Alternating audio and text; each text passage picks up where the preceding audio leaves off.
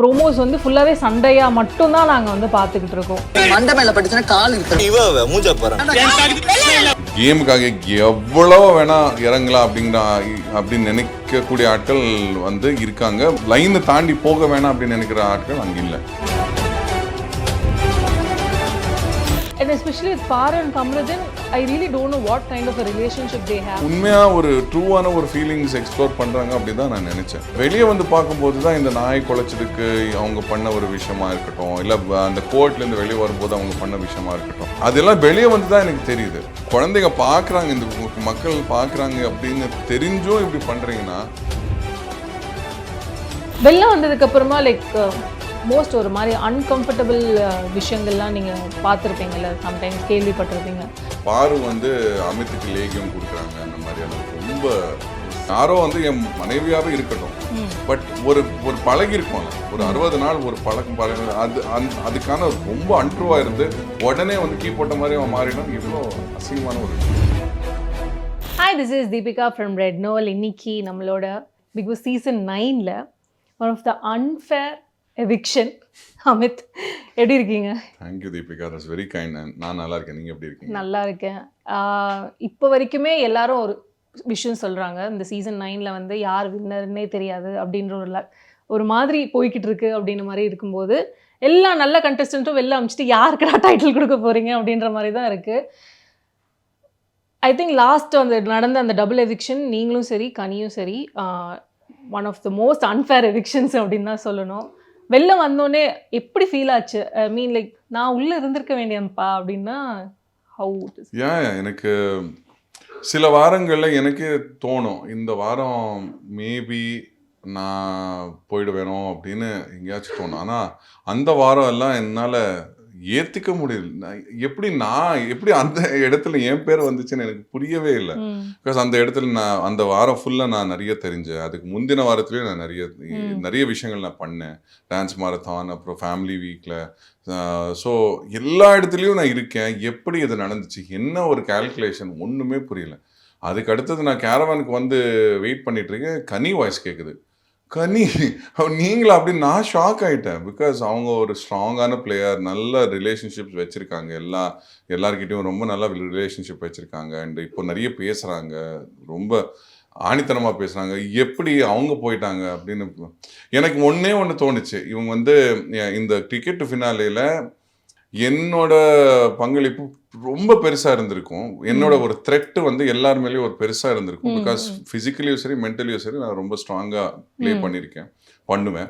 So மற்ற மற்ற ஹவுஸ்மேட்ஸோட fans யாராவது இருக்காங்களோ அவங்க வந்து அமித் அங்கே இருக்கக்கூடாது, அமித் அங்கே இருந்தால் நம்மளுக்கு வந்து பெரிய பிரச்சனை வர்றதுக்கு வாய்ப்பு இருக்குது அப்படின்னு சொல்லி அதனால எனக்கு ஓட்டு போடாமல் இருந்திருப்பாங்களோ அப்படின்னு எனக்கு ஒரு தோணும். ஓகே, இல்லை இப்போது நீங்கள் சொன்னீங்களா உள்ளே இருக்கிற கண்டஸ்டன்ஸ்க்கு மேபி ஒரு த்ரெட்டாக இருப்பீங்க அப்படின்காக ஓட்டு போடாமல் இருக்கும்போது, I think the talks of PR game வந்து பிளேஸ் அ மேஜர் ரோல் அப்படின்ட்டு. இப்போ நிறைய பேர் பிஆர் வச்சுக்கிட்டு பண்ணிகிட்டு இருக்காங்க, பாட்ஸ் நிறைய யூஸ் பண்ணுறாங்க. அண்ட் பிஆர் வச்சு மற்ற கண்டஸ்டன்ஸை புட் டவுன் பண்ணுறது, I've seen நிறைய கமெண்ட்ஸ், மீம்ஸ் அப்படின்லாம் சொல்லிக்கிட்டே போகலாம். த பிஆர் கேம் கல்ச்சர் ஒன்று வந்ததுக்குல்ல, அதை நீங்கள் எப்படி பார்க்குறீங்க? இந்த சோஷியல் மீடியாவோட ஒரு பெரிய ஒரு என்ன சொல்ற சைடு எஃபெக்ட் நான் நினைக்கிறேன். பட் யார் பிஆர் வச்சிருக்காங்கன்னு எல்லாம் எனக்கு தெரியல. பட் இந்த பிஆர் கேமை பார்க்கும்போது it seems very very toxic, just like how it is in the house. இப்போ வீட்டில் எப்படி வந்து நீ ஒரு விஷயத்த கேட்டு அந்த ஒரு இடத்துல கண்டனம் தெரிவிச்சு, அது எப்படின்னா அங்கே நீ பேசி ஒரு விஷயத்த கம்யூனிகேட் பண்ணுறது நல்ல விஷயம் கிடையாது. அங்கே கத்தி அவனை புட் டவுன் பண்ணணும். அப்போதான் ஆடியன்ஸ் ஃபீல்ஸ் லைக், அப்பா நான் சொல்ல வேண்டியதெல்லாம் இந்த ஆள் சொல்லிட்டு இருக்காரு அப்படின்னு. So I don't believe in that at all. ஒரு விஷயத்துக்கு கண்டனம் தெரிவிக்கணும்னா அவங்கள அவ்வளோ இன்சல்ட் பண்ணாமல் ஹர்ட் பண்ணாமல் கூட கேட்கலாம். அதை பண்ணாமல் எல்லார் முன்னாடி நான் பெரிய ஆளை தெரியணுங்கிறதுக்காக ஒருத்தனை புட் டவுன் பண்ணுறது, அது எந்த விதமான கேம் எனக்கு தெரியல. That is what's happening in the house. And இந்த பிஆர் வச்சு இந்த கேம் விளையாடுறாங்க இல்லையா, அவங்களும் அதே தான் பண்ணுறாங்க. மற்றவங்கள புட் டவுன் பண்ணி நம்மளால உயர்த்தி விடலாம். So I feel it's just equal. இங்கே எப்படி நடக்குதோ அது ஒரு பெரிய லெவலில் இங்கேயும் வெளியிலையும் அது நடக்குது. உள்ளேயும் ஒரு மாதிரி டாக்ஸிக்கா இருக்கு, ஆமா வெளியிலயும் ஒரு ஆமா மாதிரி டாக்ஸிக்கா இட்ஸ் இருக்கு. Just become extremely toxic. புரியுது. வெளில வந்ததுக்கு அப்புறமா லைக் மோஸ்ட் ஒரு மாதிரி அன்கம்ஃபர்டபுள் விஷயங்கள்லாம் நீங்க பார்த்துருப்பீங்கல்ல, சம்டைம்ஸ் கேள்விப்பட்டிருப்பீங்க. அதுல சுத்தமா பிடிக்காத ஒரு விஷயம்னா எதுன்னு சொல்லுவீங்க? சபரி, கனி, திவ்யா இவங்க எல்லாரும் உட்காந்து ஏதோ ஜோக் பண்ணிட்டு இருந்தாங்க. அப்போ நான் என்னையும் பாருவை வச்சு ஒரு விஷயம் சொன்னாங்க. பாரு வந்து அமித்துக்கு லேகியம் கொடுக்குறாங்க, அந்த மாதிரியான ஒரு ரொம்ப ரொம்ப very bad thing, very cheap thing to say. And நான் சபரி கிட்டேயோ கனி கிட்டேயோ அதை சுத்தமாக எதிர்பார்க்கல. அண்ட் எங்கேயோ வார்த்தை விடாத திவ்யா கிட்ட நான் கண்டிப்பாக இது எதிர்பார்க்கல. பிகாஸ் திவ்யாவோட மெயின் பாயிண்ட்டை நான் வந்து சண்டை போடும்போது வார்த்தை விட மாட்டேன், நான் இது பண்ண மாட்டேன், நான் மற்றவங்க பின்னாடி முதுகு பின்னாடி எல்லாம் பேச மாட்டேன், எது இருந்தாலும் நேருக்கு நேராக பேசுவேன் அப்படின்னு. ஆனால் இந்த மாதிரியான ஒரு சீப் கான்டென்ட் வந்து என்னை வச்சு, அதுவும் எனக்கும் ஒரு ஃப்ரெண்டுக்கும் இருக்கிற ஒரு ரிலேஷன்ஷிப்பாக அப்படி கொச்சப்படுத்துறது எனக்கு சுத்தமாக பிடிக்கல. ஸோ தட் அவங்க எல்லாரும் என் கண்ணில் அவங்க விழுந்துட்டாங்க அந்த இடத்துல. ஆக்சுவலி இப்போ மீம்ஸ் பற்றி பேசும்போது I think one funny meme ஐ சா was since she is here, நான் கண்டிப்பாக பேசியே ஆகணும் அப்படின்னு இருந்தேன். பிகாஸ் ஃபேமிலி வீக்கில் அவ்வளோ தூரம் அட்வைஸ் பண்ணதுக்கப்புறமா அடுத்த நாளே நீங்கள் வந்து பேசுனீங்கன்னு சொல்லிட்டு ஒரு மீம் கண்டிப்பாக வந்து அக்காவுக்கு தெரிஞ்ச போட்டு மொத்து வாங்கன்ட்டு அந்த மீம் பார்த்தீங்களா? அல்ல, அந்த மீம் பார்க்கல. பட் எனக்கு அது ஏன் நடந்துச்சுன்னு கூட I can give you an explanation. So அன்னைக்கு ஸ்ரீரஞ்சனி வந்து சொல்லும்போது எனக்கு ஓகே, இது எனக்கு புரிஞ்சிருச்சு, எப்படி கம்யூனிகேட் ஆகுது எல்லாம் எனக்கு புரியுது. So I will go and so உடனே போய் நான் பார்வகிட்டையும் கமருதி இவங்க எல்லோரும் இருந்தாங்க. நான் போய் உங்ககிட்ட பெருசாக பேசக்கூடாது அப்படின்னு சொல்லியிருக்கான். அண்ட் எனக்கு அது சரின்னு படுது. I will try and keep some distance with you அப்படின்னு சொல்லி அங்கேருந்து நான் எழுந்திரிச்சு போயிட்டேன். அன்னைக்கு நைட் வந்து சாண்ட்ரா கிட்ட நான் பேசினேன். அண்ட் அடுத்த டே கூட நான் பார்வகிட்ட பேசினேன். பட் எல்லாமே ஒரு பேரியரோட தான் நான் பேசினேன்.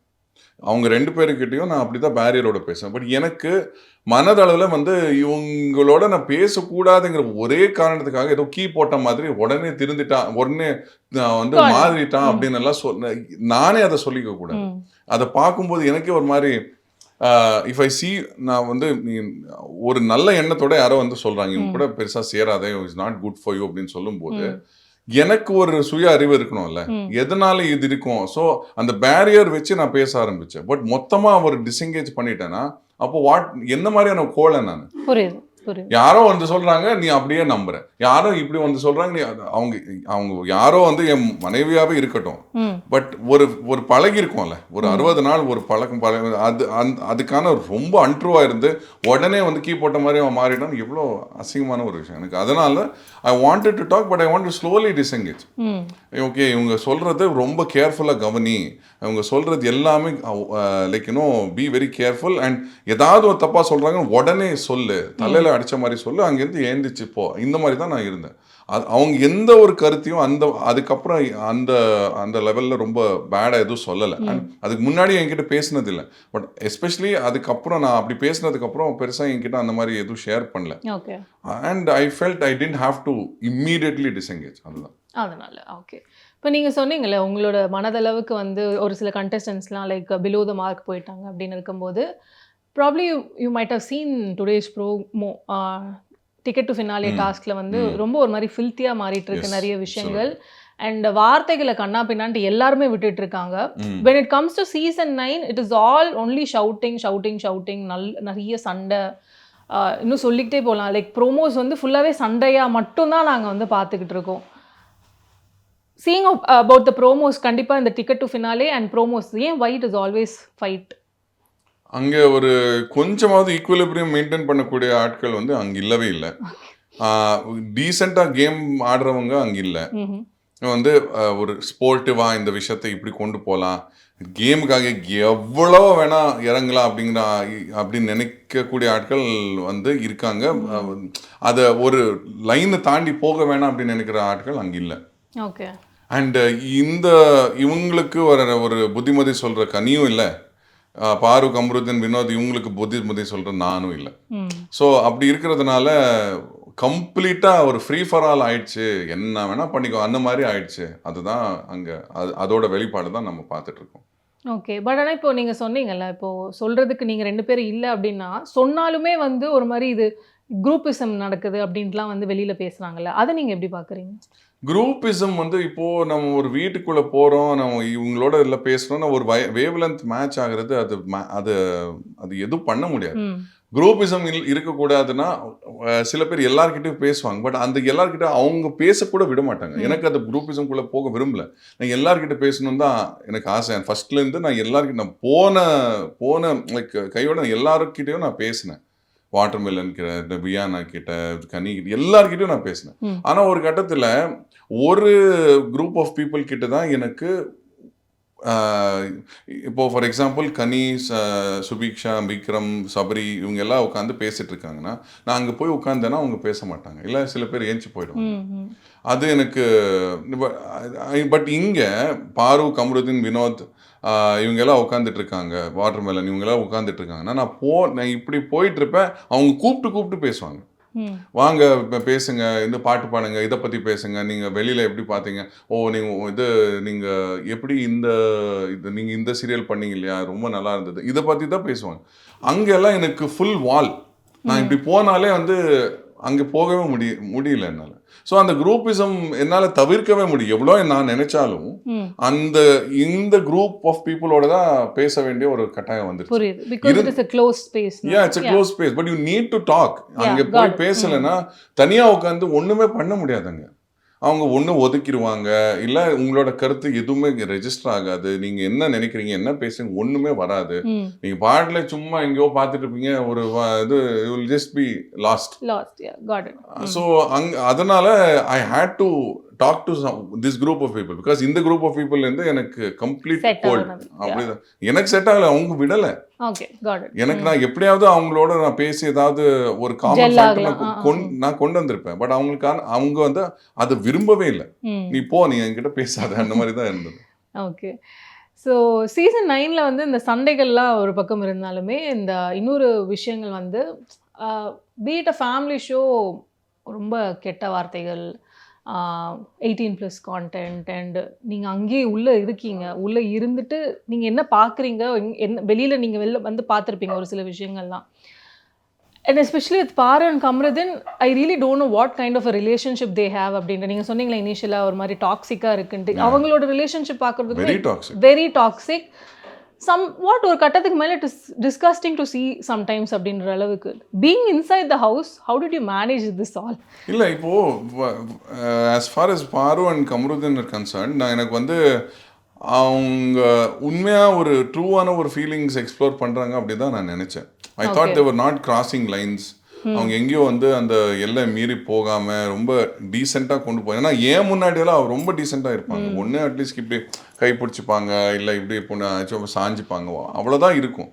பட் வெளியே வந்து பார்க்கும்போது தான் இந்த நாயை குலைச்சதுக்கு அவங்க பண்ண ஒரு விஷயமா இருக்கட்டும், இல்லை அந்த கோர்ட்லேருந்து வெளியே வரும்போது அவங்க பண்ண விஷயமா இருக்கட்டும், இல்லை ஏதாவது ஒரு சந்து கேப்பில் அவங்க அந்த அந்த எல்லை மீறதா, வாட் எவர் இட் இஸ், அதெல்லாம் வெளியே வந்து தான் எனக்கு தெரியுது. நான் அதையும் பாரு கிட்ட நான் பல வாட்டி சொல்லியிருக்கேன், நீங்கள் எங்கேயோ இல்லை லிமிட் கிராஸ் பண்ணல, என்ன யூஆர் டீசெண்டாக தானே நீங்கள் 2 பேரும் இருந்திருக்கீங்க அப்படின்னு சொல்லி, ஆமாம் அப்படின்னு சொல்லி அது நடந்ததே வேற. So I felt very betrayed. என்னடா இது இப்படியா பண்ணுவீங்க, இட்ஸ் ஸோ அன்பிகமிங்.